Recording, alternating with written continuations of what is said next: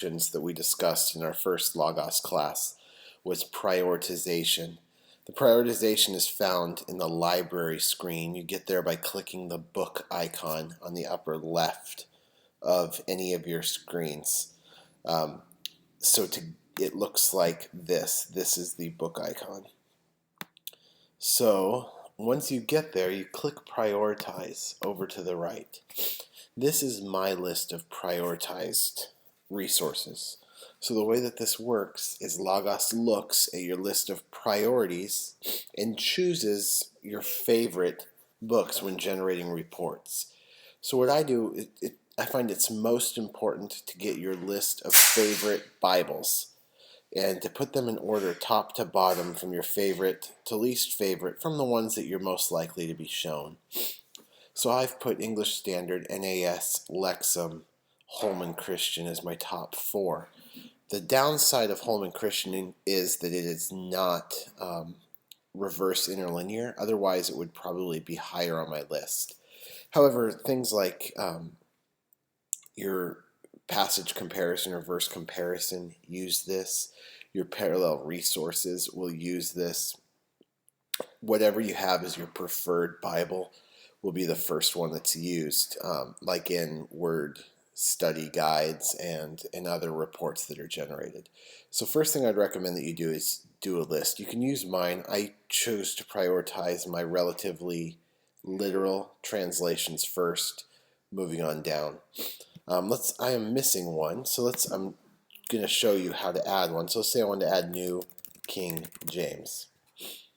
Okay, so New King James Version right here. And you would just put it in the order in which you'd want it. So I'll stick that right down here. Okay, so that's how. Next, after Bibles, I've chosen to prioritize my lexicons. Okay, I went Greek first, BDAG, and then theology. So basically, this is the order in which I have chosen to do it. You don't necessarily have to keep your Greek lexicons separate from your Hebrew lexicons, because if I'm looking up a Hebrew word, it'll bypass my first 2 because they aren't going to appear. Okay, but when I generate a word study, it will show up on the top where it shows you your lexicons, or if you're doing an exegetical guide, or just going to double click a word and look it up. Or I think even in the information panel, it will look to your first prioritized resource that has an entry for that word to generate first. So I did my biblical language dictionaries first, then a couple English dictionaries. Then and I'm actually going to get rid of one because I found that my Spanish English dictionary sometimes it shows me Spanish translations for English words. So I found that that's annoying. So this is how you would, this is how you would get rid of it. You just right click and hit remove from this list. Okay? Went down, did some Latin dictionaries for especially when I'm reading in older books that reference Latin words or make use of Latin phrases.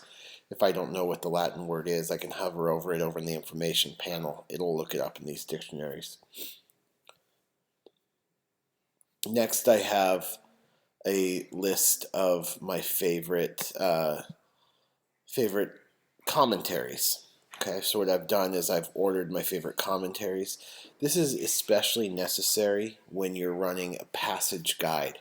So when you run a passage guide on a verse, and we'll go into that, what it does is it will look up in defined collections, like it'll look for that verse reference in whatever collections you define.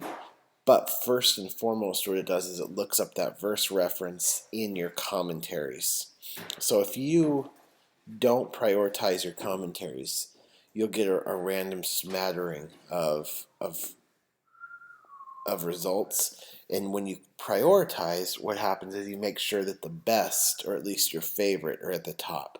So I'd recommend you constantly are tweaking this. For example, in studying the pastoral epistles, I found that this resource, the pastoral epistles for pastors, was incredibly helpful. And so what I did was I actually stuck that first because I wanted to make sure that that came to the top of every list. You may do similar things for other books. Down here I started to have some favorite commentaries on individual books of the Bible, so that when I was, say, studying James, I get this come up, and I study Leviticus, I make sure that this one comes to the top. You can do this however you want, but make sure that, actually I would recommend in hindsight, now that I'm talking about this, that you take these types of things and put them before your series.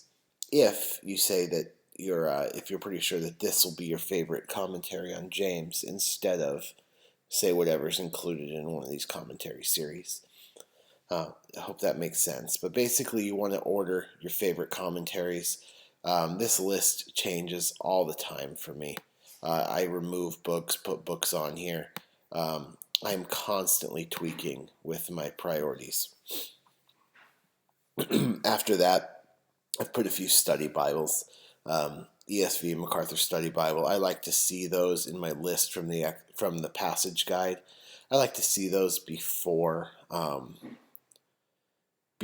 get all the random commentaries from my collection. I'll show you right now what I mean by that. I'm going to run a passage guide, say, on this verse. So click here on reference, go to passage guide, and I'm going to pull it up to I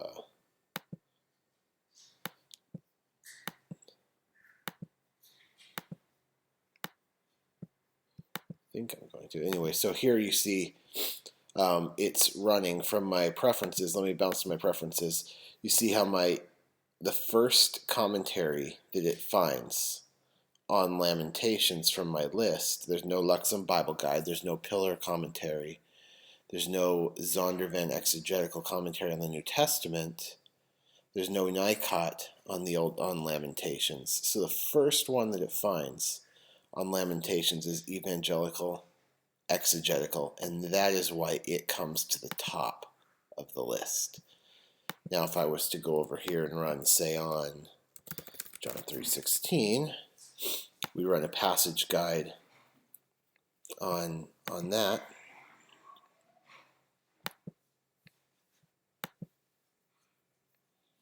And you're going to see under commentaries, now it is honoring my pillar as the first one. Okay, does that make sense? Similarly, if we were to run a one on Leviticus,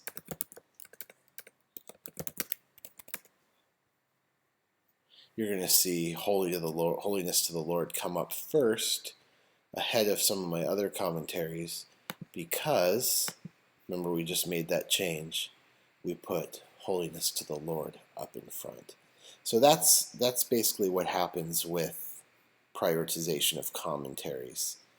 Okay, so then finally, I prioritized at the end some of the devotionals that I use. Where you get those is on the home page. It'll show you excerpts from devotionals for that day, and it will prioritize the devotionals that you prioritize here on that list. And on your mobile app on the home page, it will show you your top few devotionals for the day. So if your library has some devotionals, which I found helpful, you can prioritize those. I put those at the end. Okay. Finally, I was going to show you some things that once you prioritize your Bibles, what that leads to. So let me show you. I'll pull that up in another window in just a second. So let's float this panel. So now remember our prioritizations of Bibles. Those are my prioritized list. Remember ESV, NAS, Lexham, Holman Christian, New King James. In this order appears as my parallel resources. If I'm reading here in English Standard and I push the right arrow on my keyboard, it's going to go to my next prioritized version. You see how it does that? So that is helpful if you're going to cycle through resources, The same thing will happen in a commentary. If you're in a commentary, say on whatever resource we just ran one on, let's go here. Let's launch Holiness to the Lord. Now I want to see what's next. In my list of parallel resources, it honors my prioritized list right here. Okay, so my right arrow will cycle me to the next commentary on my list. The same thing will happen in lexicons, where if you're looking up a word, you push the right arrow on your keyboard, it will go to the next resource that you have in your priority list and look up that word. So that's why it's sort of annoying. It's some background work, but it's why it's really important that you do go ahead and set up your priorities. Okay, that's a list that you're going to constantly be changing, constantly tweaking. That's okay, that's right. But this is why.